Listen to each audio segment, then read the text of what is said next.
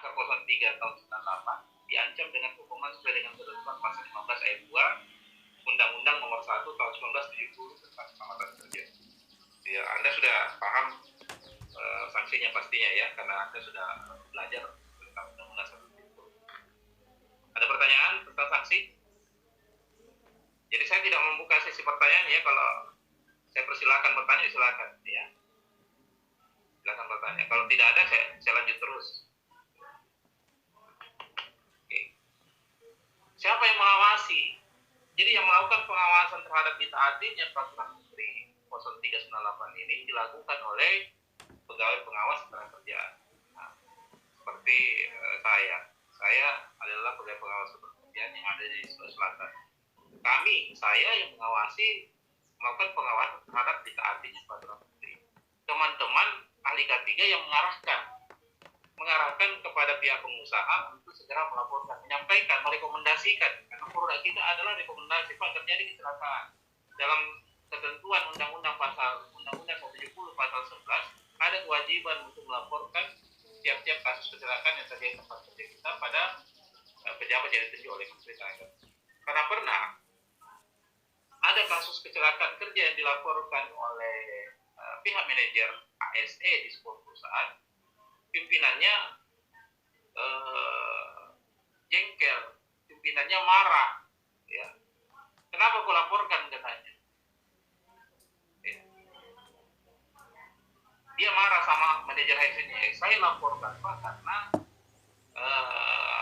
ada kewajiban kita untuk melaporkan. Dia jelaskan kewajibannya pengusaha itu di pasal 11.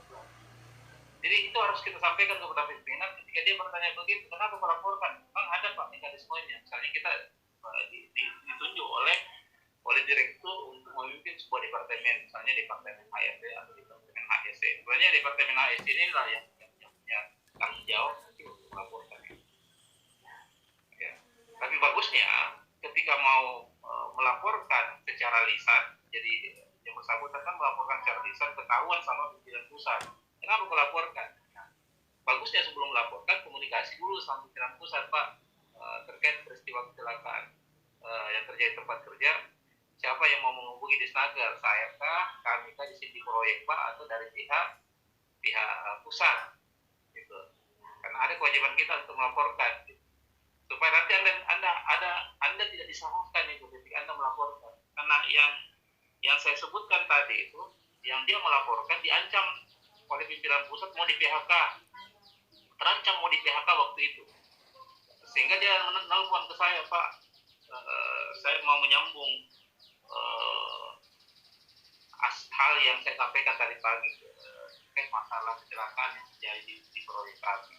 Nah, sekarang ini saya telepon lagi Bapak, minta masukannya. Ini saya diancam mau di PHK oleh pimpinan pusat. Kenapa?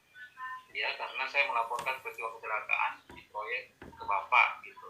Nah, ketahuan sama pimpinan pusat. Saya bilang, tidak segampang itu orang mau di PHK. Bapak tidak melakukan kesalahan, Bapak tidak melanggar ketentuan, Bapak justru melaksanakan kewajiban. Jadi solusinya bagaimana, Pak? Ya, solusinya sampaikan kepada pimpinannya Bapak, jelaskan bahwa kita memang ada kewajiban berdasarkan pasal 11 tahun Undang-Undang Nomor 1 tahun 1970. Itu yang saya sampaikan kepada mereka, kepada manajer HSE, sehingga ya aman-aman saja.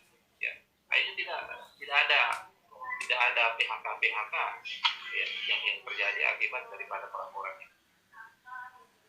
Oke, ada pertanyaan? Silakan. Kalau tidak ada, saya lanjut lagi. Nah, tadi Anda bertanya,